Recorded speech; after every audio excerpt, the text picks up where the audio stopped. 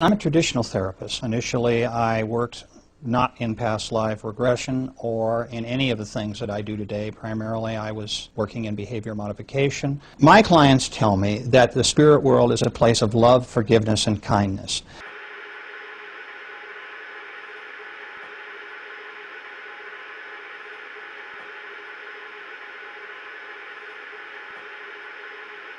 During the workshop, Dean asked for a regression to discover if a past life was contributing to his pain.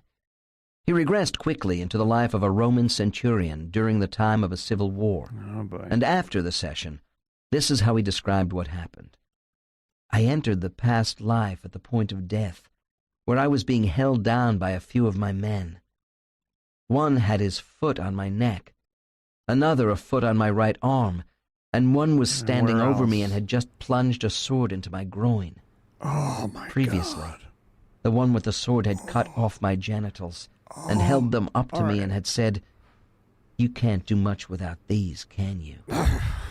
He threw them to the ground and stamped on them. Dude. During the healing process within the regression. During the healing process? During the healing process. You're not going to be healing from that process. There is no healing process in this scenario. Love, forgiveness, and kindness. Dean was quick to book a personal LBL session to discover his life purpose. In deep hypnosis, he first regressed into a past life, that of a 19th century merchant who had just received disastrous news of the loss of his ship in Africa. Previously, he had signed a business contract, and this news meant that his family business would be taken from him. Drinking heavily in a tavern to console himself, the merchant was set upon by 4 thugs and killed in the ensuing fight. The LBL regression is picked up at the point at which he first meets his spirit guide. Dean. He's asking me if I am ready to learn. Andy. Are you ready and what to you learn? say? Dean. I say yes, because I don't understand. He says that I am here because this is where I am meant to be. And while things may not make sense, I will one day have understanding. This life was to learn that hard work does not always have a reward, that you are not always rewarded for the things you do, and what may seem unfair is just a perception. He's asking me to think about that statement, because he senses I still don't understand. Andy. Ask how you get that. You gotta ask. ASDS says, imagine signing up for torture before incarnating. Yeah, exactly. I mean, how do you think they pull that one off? Love, forgiveness, and kindness. This is part of your learning experience. And, you know, I know it sounds a little harsh, but you'll be all right. And it's just, this is where we're at, and it's your turn to go down. Oh. Just think about the amount of loosh that whole thing produces. This life was to learn that hard work does not always have a reward, that you are not always rewarded for the things you do. It's worth considering the statement of the spirit guide that hard work and good intent are not always rewarded. From our earthly perspective, hard work and good intent is not always rewarded. It's not always rewarded. Isn't that interesting? Yeah, so it's like, hey, you've got to come down, and the only way you can learn is through, you know, going through atrocities and committing atrocities. So that good, if you're trying to be good, remember, this is a prime example of how the system cannot be pleased. You cannot please it. This is it. On a platter for everyone to see. Sick. Love, forgiveness, and kindness. Seem unfair is just a perception. He's asking me to think about that statement, because he senses I still don't understand. Andy. Ask how you get that understanding. Dean.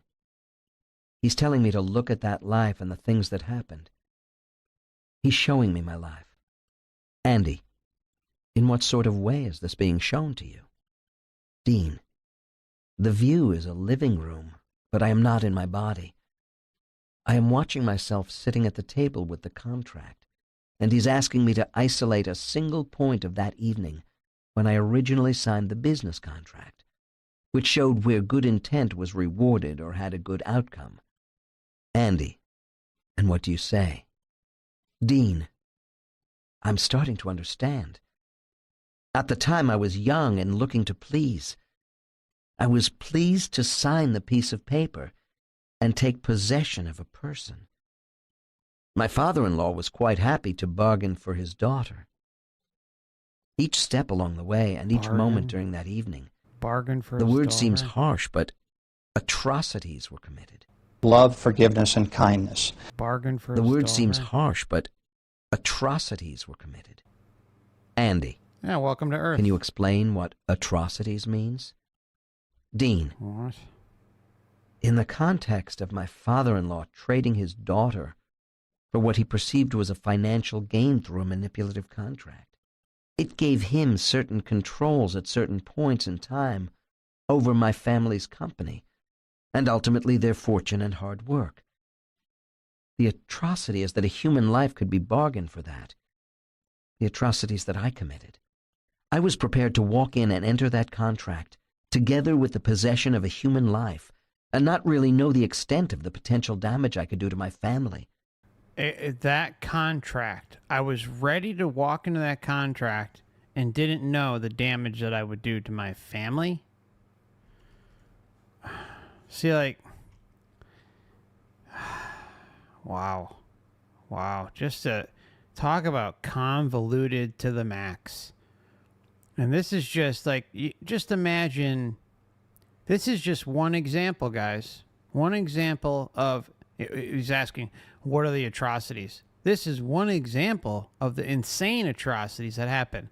Not only did he violate somebody and sexually assault them, but he also, had the you-know-what going on with these. So there's no explanation. There's no explaining any of this away in any rational mind. Really, this is an interesting case in and of itself to bring to, like, anyone who wants to just say, like, God is all about love and this, that. I mean, it's a great case to show, because it shows how sick everything is on many levels. How can any rational individual hear this and think that, everything's about love? God loves you. Jesus loves you. Everyone loves you. Your guides, your soul group, your council, everyone loves you. It defies logic.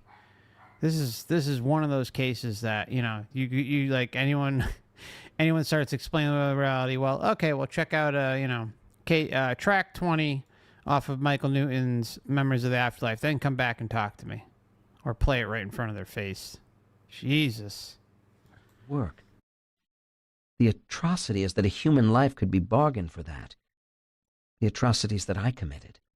I was prepared to walk in and enter that contract together with the possession of a human life and not really know the extent of the potential damage I could do to my family, to myself, to the people around me. Also, the family that I was going to create and I hadn't even thought about at the time. But now my signing that paper made my children's life conditional. It made my family's independence cut in half. It signed away people's work, people's livelihoods, and people's lives. And I had no authority to do so. I understand. I understand the message now. From a soul perspective, our earthly decisions and the consequences are seen as learning. Editor's note. There might be some confusion with the listeners over the use of good intent in this case. While taking a man's daughter in a barter arrangement for business advantages is not a good intent on Dean's part in a past life, the author explains that trying to make one's business and personal life successful is good intent from Dean's viewpoint. The larger issue mentioned here is that Hard work and good intent are not always rewarded in the life of anyone. This, of course, is true, because one must consider karmic influences from our deeds over multiple past lives.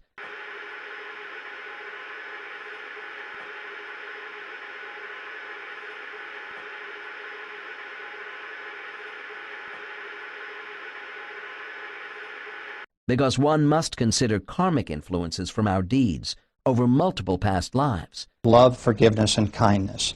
Because one must consider karmic influences from our deeds over multiple past lives, and not just our current one. We now move to the point when Dean, accompanied by his spirit guide, is about to meet his soul group, whom he calls his counseling group. Dean: I'm sensing a large room. Andy: describe the room. Dean: it has no walls, no ceiling, and has a table that is carved into the bottom. It has chairs lined up on either side of the table, and at the head is a larger chair, and also at the other end. The chairs are pulled back quite a distance from the table, except for the two at either end. Andy: do you know what this place is? Dean: a counseling room. Andy: what's this plan your spirit guide has referred to? Dean: this is my current life plan. I am asking why I am feeling this fear. Andy: and what are you told? Dean: this is the fear I have felt for so long, and I have felt for many lives. I can sense this mischievous nature that I have sensed before. I've brought fear into this realm, because this is the fear that I have kept on experiencing and using as a crutch and avoiding it at all costs. I brought it in to show how silly it is. Andy: Silly? Silly? I don't think this is silly. What the hell? What a way to just minimize it all. Wow. you? Dean: It's freaking horrific. my mother. My son. Oh, there's a friend. She is Gloria now. It's my father. Oh, God, that's my wife. That's my wife's ex-boyfriend. That's one side of the table complete. Andy: and the other side? Dean: my grandmother, two of my aunts. There's an ex-colleague of mine. It's Maurice. And there are three that I just don't recognize. Good old Maurice. Andy: tell me what happens. Dean: they are all smiling. There is the increasing sense of the mischievous towards me. I say, why can't I catch up? Wow, so they're trolling. My mother's saying, we have all been very patient, and you can take as long as you like. While you are learning to take this step, we are off doing other things. It is of no consequence, but we will have to move on. This is the plan that you said would be best suited to bring us all close to you. You wanted us all to be there to touch you, to be close to your life, and in that way you would be able to do it. They really are laughing at me. Wow. She is referring to the fact that Wow. Wow. Wow. They're all laughing at me. Laughing. you would be able to do it. They really are laughing at me. She is referring to the fact that so many of my current soul group are close relations, so that they would be there to pop in and pop out of my life as I grew. My aunt just stood up and said, each of us has given you a message in this life. You seem to understand each of these messages, yet you look at the message.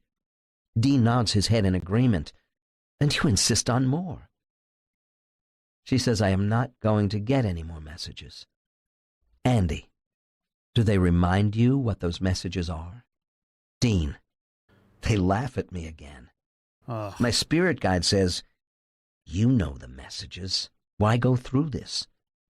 Andy, what happens next?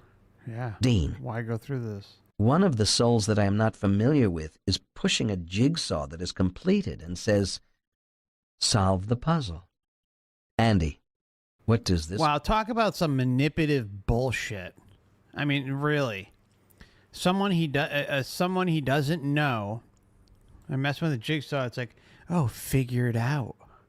Figure it out. What's up with this cryptic type of stuff? And then he's being laughed at? Yeah, probably being laughed at because they're trolling him with a life of horrors. And he's committing atrocities, and I mean, it just, Continue to make fun of me.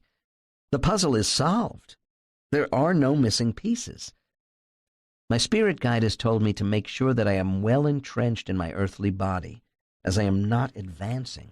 Yeah, be well entrenched. Stay, stuck in that human mindset, that human experience, that primal way of looking at things. It'll pay off, I promise. You're so close. You need another like 500,000 lifetimes, but you're getting close.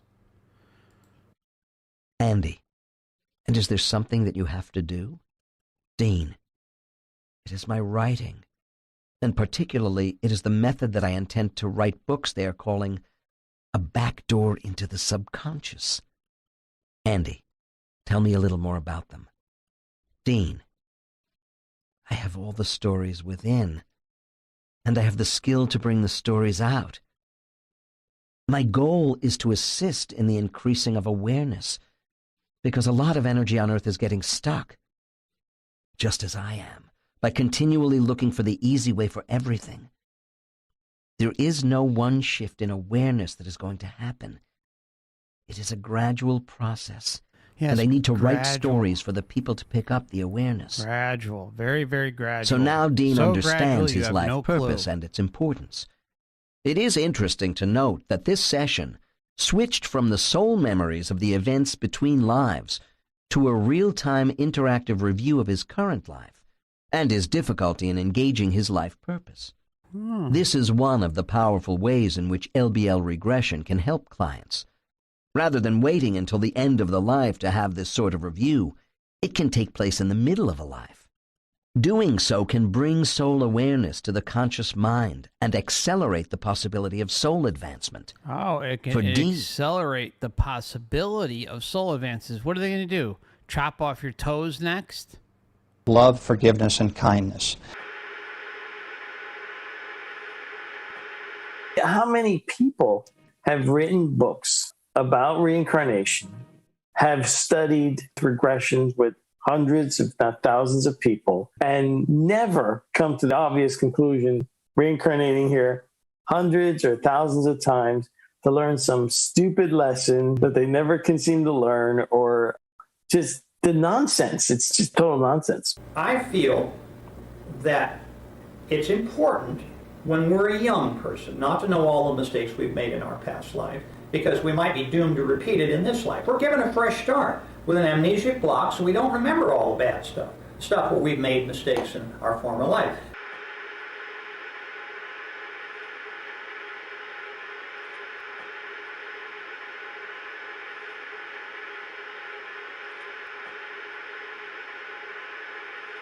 We might be doomed to repeat it in this life. We're given a fresh start with an amnesic block, so we don't remember all the bad stuff where we've made mistakes in our former life.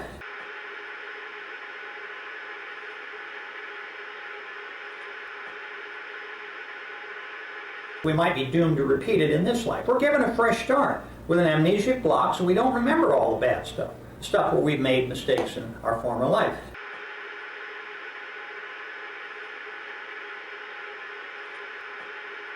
Amnesic block, doomed to repeat it in this life. Amnesic block, doomed to repeat it in this life.